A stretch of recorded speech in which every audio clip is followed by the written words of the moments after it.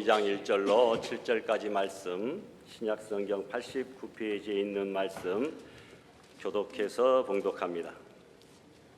그때 가이사 아구스도가 영을 내려 천하로 다 호적하라 하였으니 이 호적은 구레네와 수레라 총독이 되었을 때 처음 만들지라. 모든 사람이 호적하러 각각 고향으로 돌아가매 요셉도 다윗의 집 소속이므로 갈릴리 나사렛 동네에서 그들을 향하여 베들레헴이라는 다윗의 동네로 그 약혼한 마리아와 함께 호적하러 올라가니 마리아가 이미 잉태하였더라. 거기 있을 그때 제사날 날이 차서 첫 아들을 낳아 강보로 싸서 구유에 뉘었으니 이는 여관에 있을 곳이 없음이러라. 아멘. 거룩하시고 사랑이 많으신 하나님 아버지 감사합니다. 우리들에게 예배를 또한 허락하시고 특히나 성탄 축하 예배로서 이 자리 가운데 함께 하심이 너무나도 감사드립니다.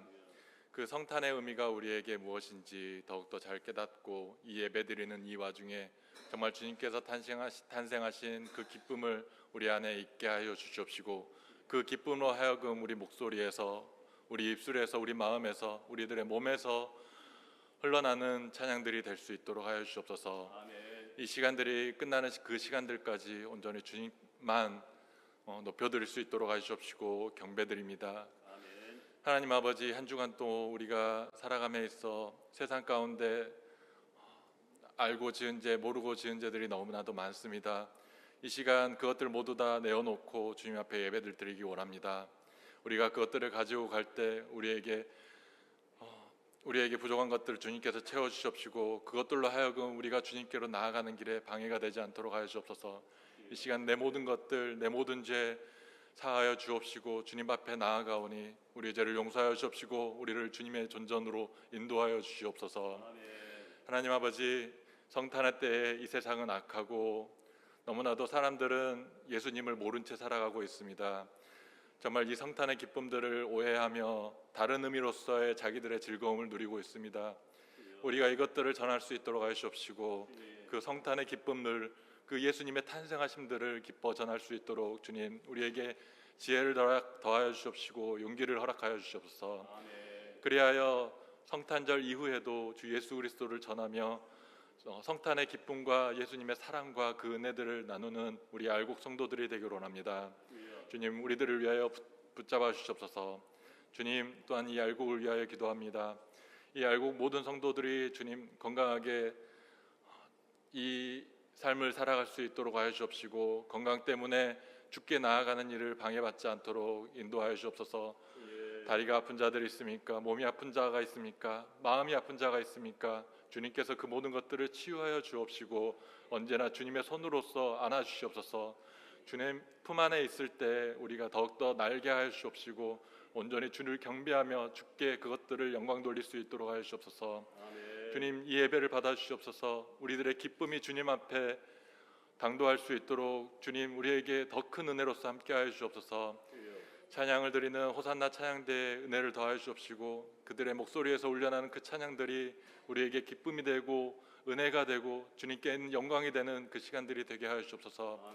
말씀 전하시는 박순웅 목사님께도 은혜를 더하여 주옵시고 우리에게 참된 성탄의 의미들을 깨닫게 하여 주옵소서.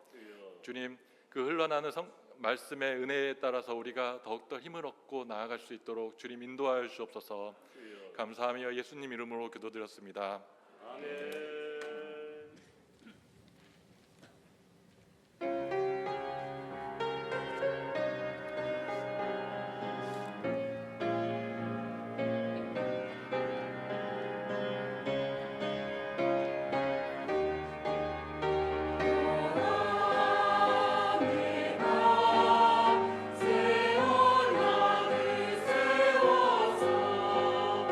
너희의 마음에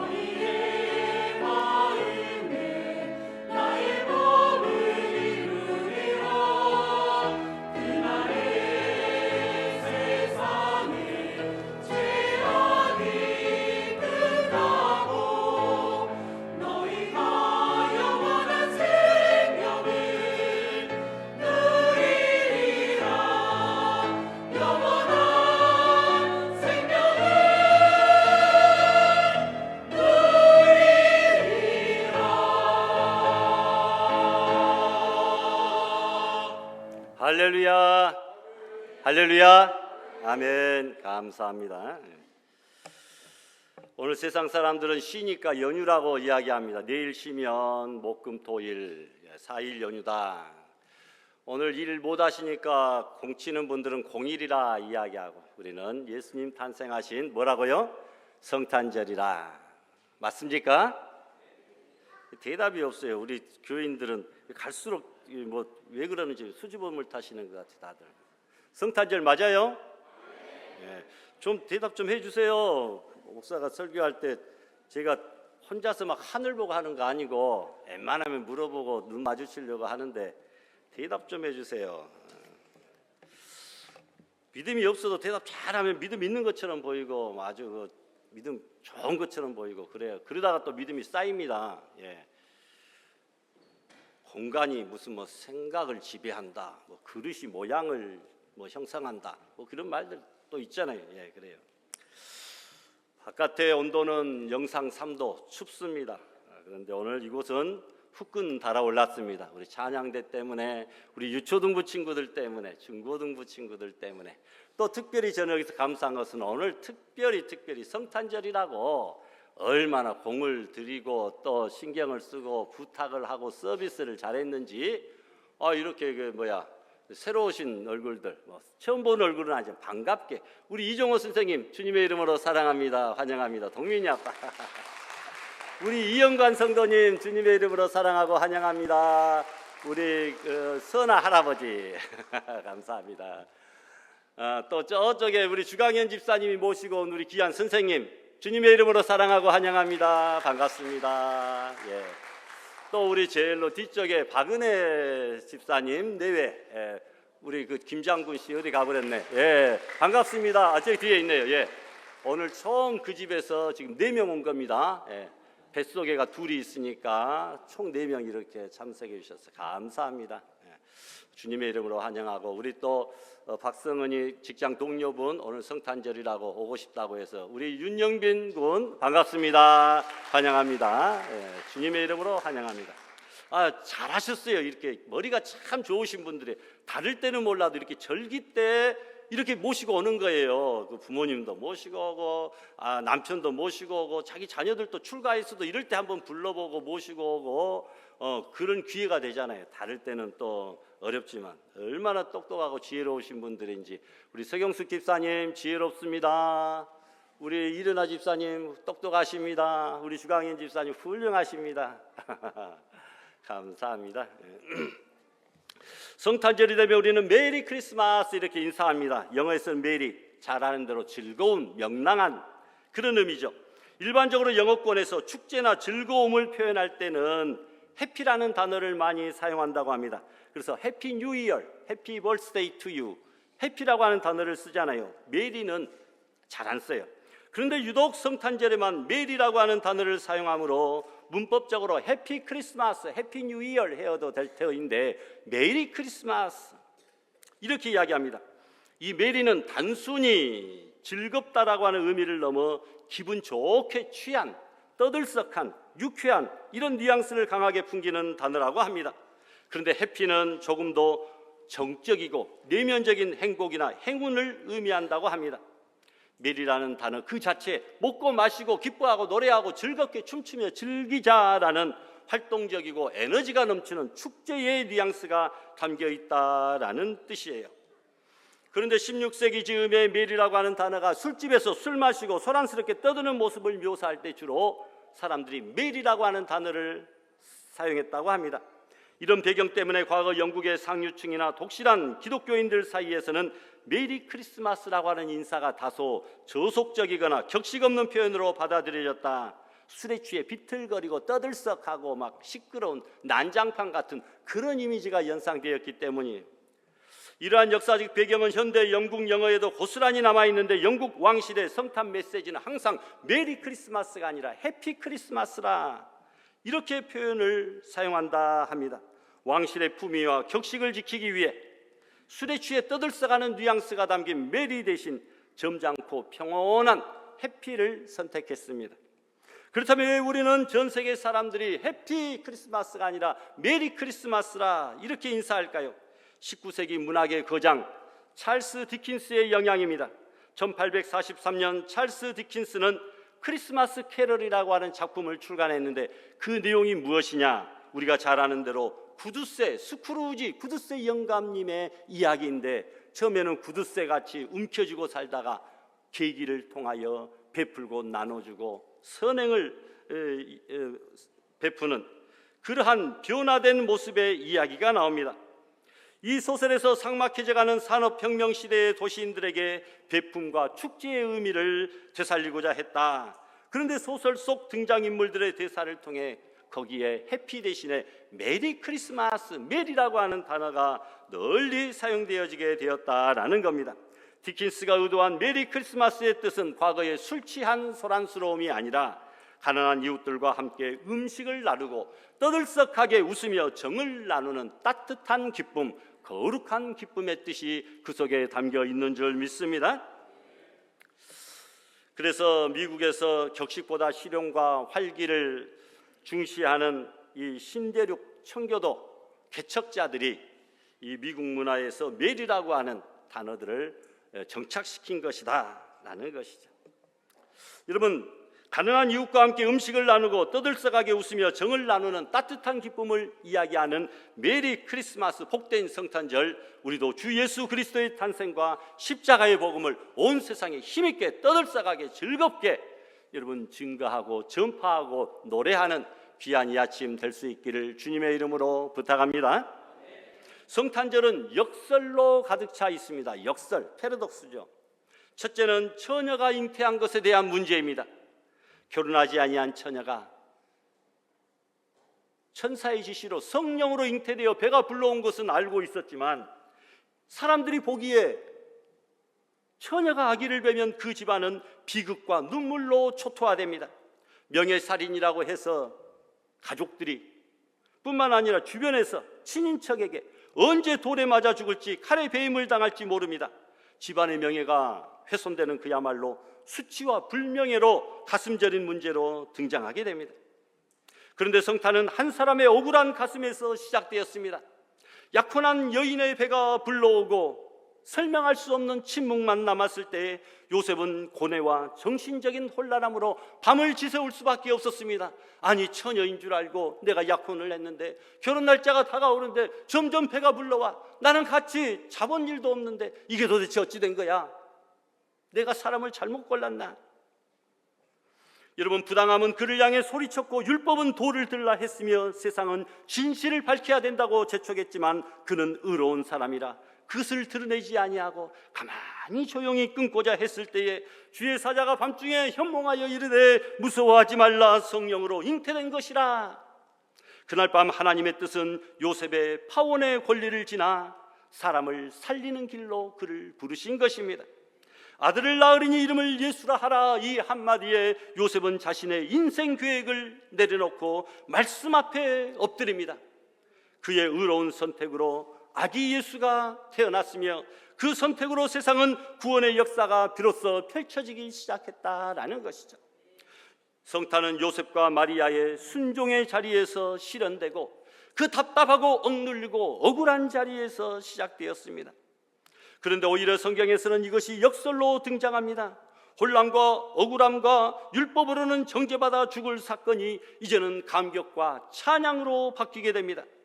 자신뿐만 아니라 사촌 엘리사벳 역시 믿어지지 않을 만큼 반응합니다. 즉시 엘리사벳이 하나님께 영광을 돌려드리고 수치스럽게 생각해야 될 조카가 임신한 일을 놓고 축복하며 찬양을 했다는 겁니다. 마리아도 그에 대한 영광과 찬양으로 화답하는 이야기가 누가복음 1장에 나옵니다. 비극이 될 저주 이야기가 축복과 찬양으로 바뀌는 역설의 이야기가 바로 성탄의 이야기인 줄 믿습니다.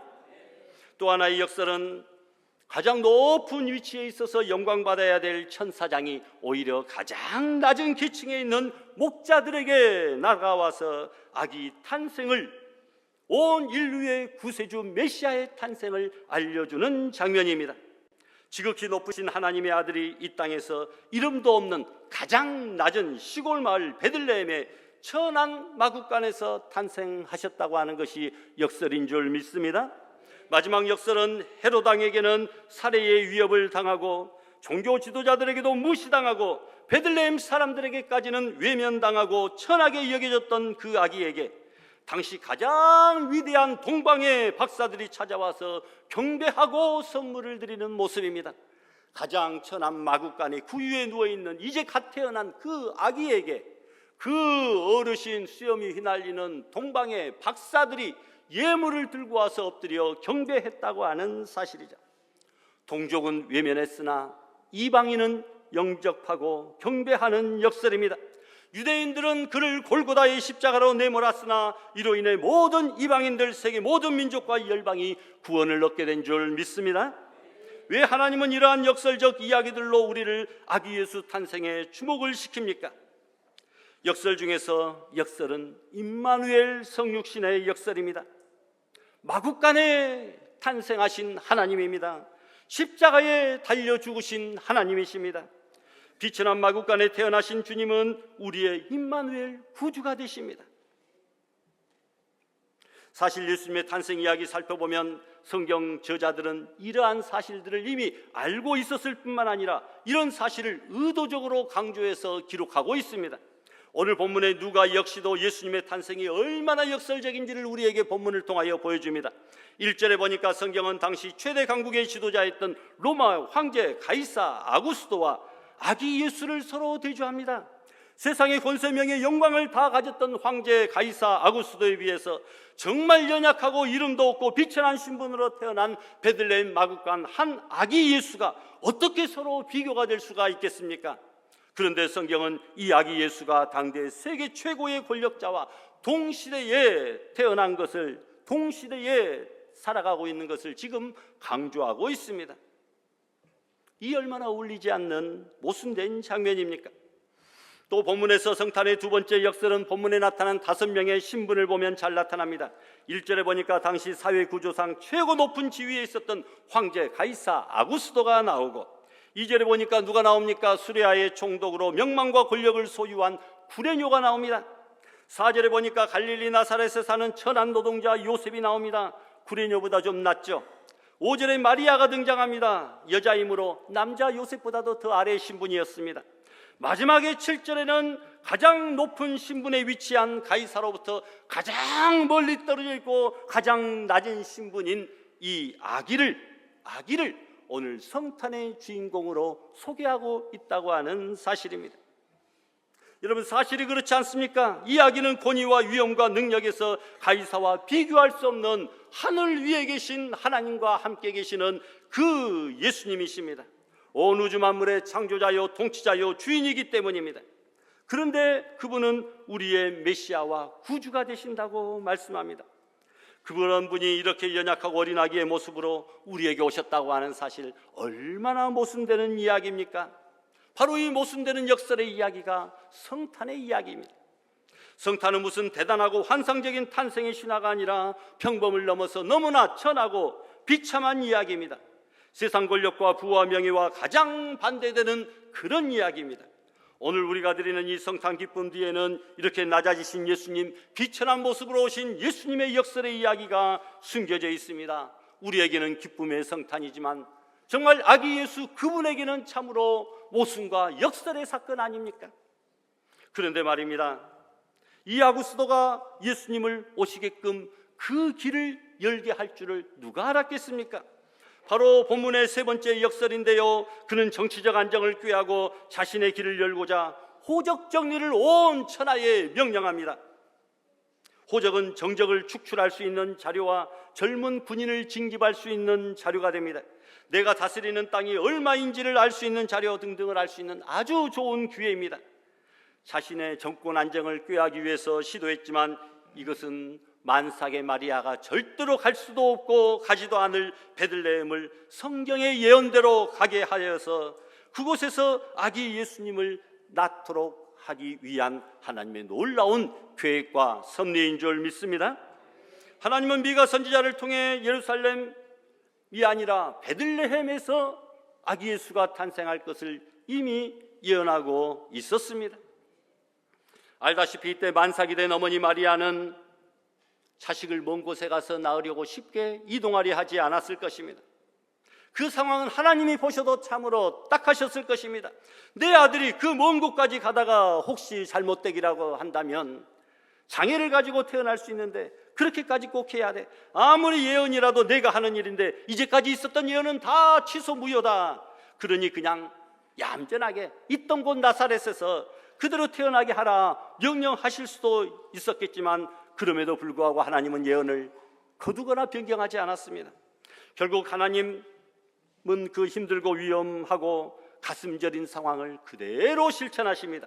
그래서 결국은 고생했겠지만 마리아가 만삭된 상태로 아기 예수를 베들레헴에서 낳음으로 성경의 예언을 그대로 이루게 된 줄 믿습니다. 아기 낳을 때 앞뒤 상황을 유추해 봅니다. 마리아는 점점 배가 불러왔습니다. 아기가 점점 밑으로 처질 거 아닙니까? 직선거리로 110km지만 산을 넘고 강을 넘고 들을 지나가야 하는 형편이니 체감거리는 그것보다 2배, 3배 더 길게 느껴졌을 것입니다. 얼마나 힘들고 고통스럽고 어려웠겠습니까? 베들레헴에 도착하자마자 아기 낳을 곳을 급히 찾았습니다. 그런데 이미 호적 정리하는 일이었기에 부자들, 힘 있는 자들, 건강한 자들이 미리 와서 여관을 다 차지하고 말았습니다. 결국 마리아는 급히 아기를 낳아야 하기에 아무데나 자리만 피해서 아기를 낳을 수 있으면 했을 때 찾은 곳이 마구간이라 할지라도 마다하지 않고 들어가서 아기를 낳았을 것입니다. 가장 천한 곳, 가장 형편이 험한 곳, 그리고 짐승들이 왔다 갔다 했기에 아기를 그대로 누일 수가 없어 최소한의 보호막인 강보에 싸서 말구유에 누였을 것입니다. 이것이 성경이 그대로 말씀하고 있는 내용입니다. 완전히 누추하고 열악한 인간 이하의 대접과 그 모습으로 하나님은 천한 아이로 우리의 구주 예수님을 이 땅에 탄생케 하신 줄을 믿습니다. 왜 그랬을까요? 여기에도 역설이 있습니다. 첫째는 가난하시고 가장 열악한 모습으로 오시면서 우리에게 부요와 풍요로움을 주시기 위함이라고 하는 역설입니다. 고린도후서 8장에 보니까 예수님이 가난하게 되시면 우리를 부욕케 하려고 하십니다.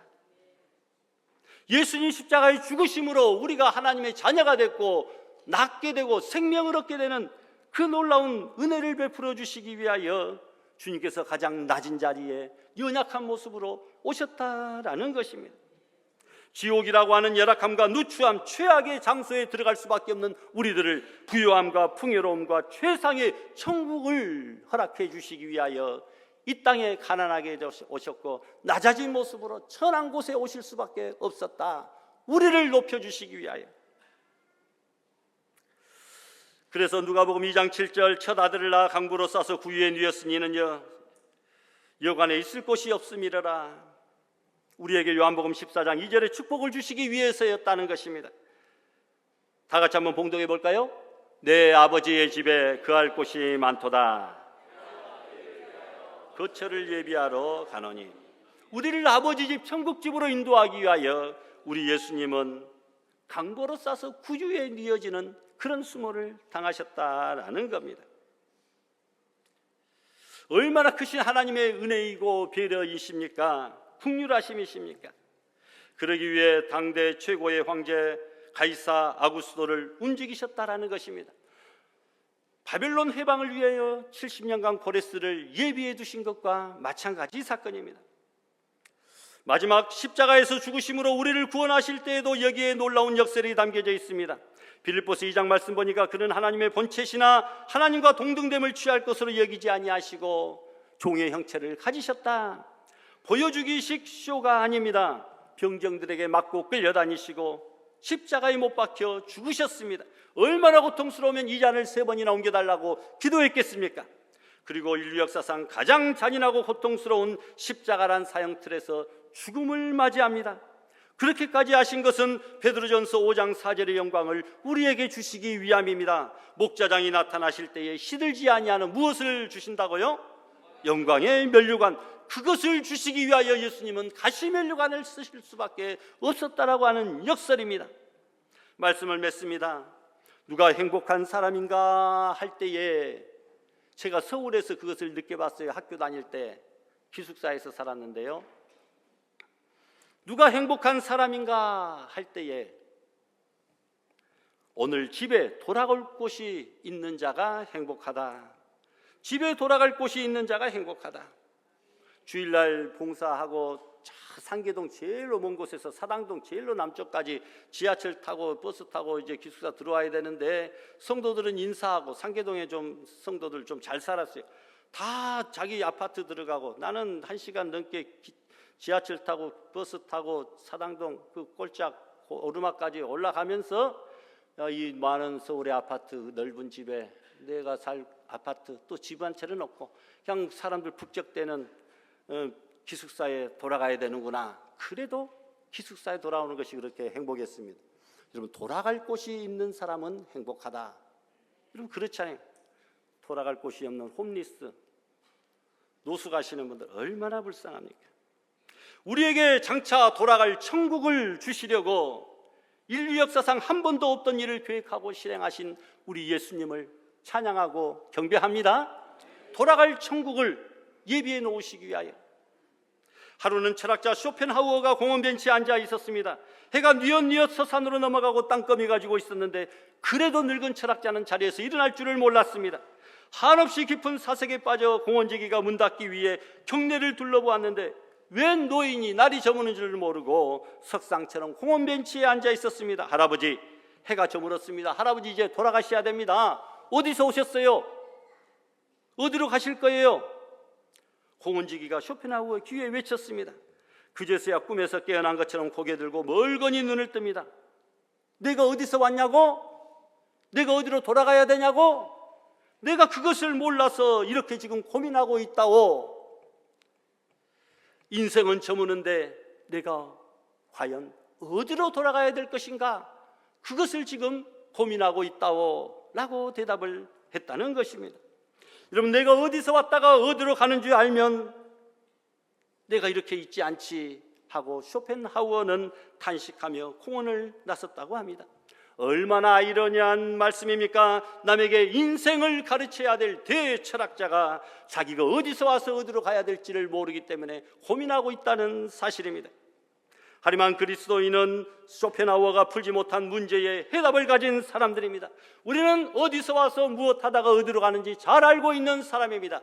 우리 다 같이 한번 로마서 11장 36절 말씀을 봉독합시다. 이는 만물이 주에게서 나오고 주로 말미암고 주에게로 돌아갑니다. 그에게 영광이 세세에 있을지어다. 아멘.